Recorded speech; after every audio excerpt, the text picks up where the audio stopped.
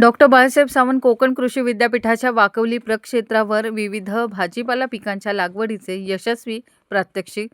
Doctor Balasaheb Sawant Konkan कृषी विद्यापीठ दापोली यांच्या वाकवली येथील प्रक्षेत्रावर नुकतेच दापोलीतील पत्रकारांचा भेट दौरा आयोजित करण्यात आला होता. यावेळी विद्यापीठाने विकसित केलेल्या तसंच बीजोत्पादन केलेल्या विविध भाजीपाला पिकांच्या लागवडीचे यशस्वी प्रात्यक्षिक पत्रकारांना दाखवण्यात आले.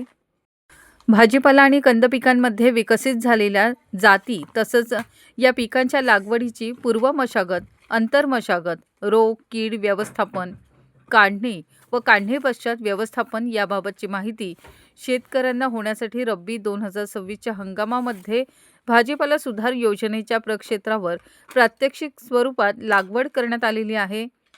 यामध्ये कोबी, फ्लावर, नवलकोल, मुळा, गाजर आणि बीट, चायनीज कोबी, शेंगवर्गीय वाली, चवळी, गवार, मटार, अभय, चौधारी घेवडा, कडवा घेवडा, बेल घेवडा, वांगी, मिरची, टोमॅटो, कलिंगड, भोपळा, खरबूज, काकडी, झुकिनी, लिंडा, पालेभाज्या, लाल माठ, हिरवा माठ, पालक, मुळा, कोथिंबीर तसेच बहुवार्षिक पिकामध्ये शेवगा, तोंडली यांसारख्या पिकांची प्रात्यक्षिक लागवड करण्यात आली आहे. मधुमका देखील इथे पिकवण्यात आलेला आहे.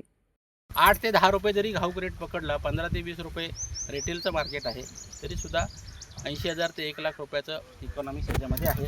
याच्यात विशेष काय आहे, ही लागवड क्षेत्रामध्ये का असावी, तर हे याचं नर फुल आहे आणि हे याचं मादी फुल आहे.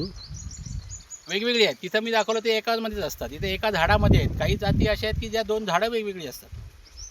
हे जे पराग कण आहेत ते वाऱ्याने इथं पडतात. इथं ह्याचा मधू काय ते आपल्या मधमाशीचा, मुंग्यांचा रोल नाही, इथे वाऱ्याचा रोल आहे. वारा आला, हे हललं, इथे खाली आलं आणि परागीभवन होतं. तुम्हाला तसंच विद्यापीठाच्या जातींव्यतिरिक्त यशस्वी लागवड करता येणाऱ्या इतर पिकांची सुद्धा प्रात्यक्षिक लागवड करण्यात आलेली आहे.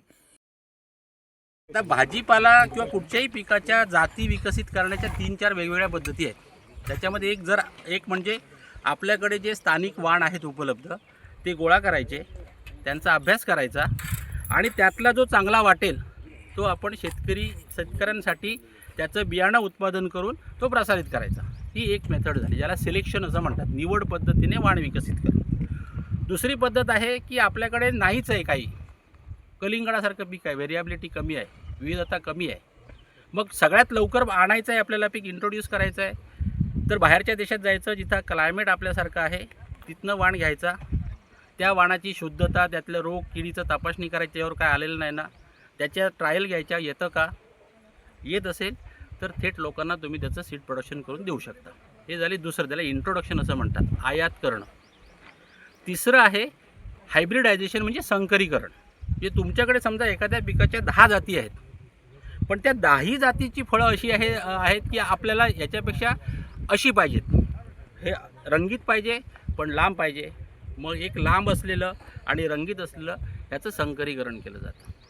आणि संकरीकरण करून जसं मी सांगितलं, संकरीकरण करताना काय, एक जो त्यातला पॅरेंट असतो तो नर म्हणून वापरला जातो, दुसरा जो पॅरेंट असतो तो मादी म्हणून वापरला जातो.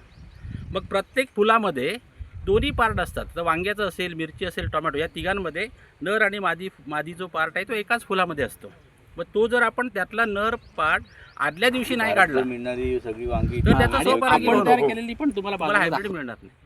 मग आदल्या दिवशी संध्याकाळी कळी अवस्थेतलं फुल ओळखलं जातं, जे उद्या उमलणार, त्याच्यातला नर पार्ट काढला जातो, त्याला बॅग लावली जाते. दुसऱ्या आणि इकडे पण मादी फूल जे आहे, नर फूल जे आहे, त्याचे पण कळी अवस्थेमध्ये निवडले जातात, त्याला बॅग घातली जाते, कारण त्याच्यामध्ये काही इम्प्युरिटी येऊ नये, कोणतरी कीटक येऊन बसू नये. दुसऱ्या दिवशी सकाळी दोन्ही फुलं उमलणार. मग काय करायचं, पहिलं त्याची बॅग काढायची नर फुलाची, त्याचं फूल काढायचं, त्याचे परागकण पेट्री डिशमध्ये घ्यायचे, काचेच्या डिशमध्ये ते आणायचे.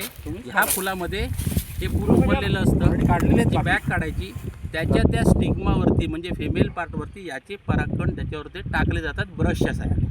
किंवा काही वेळा तुम्ही मोठं फुलावर असेल तर फूल पण असं आपटू शकता. आणि मग त्याच्यामध्ये ज्योती बिवलकर, दापोली वार्ता.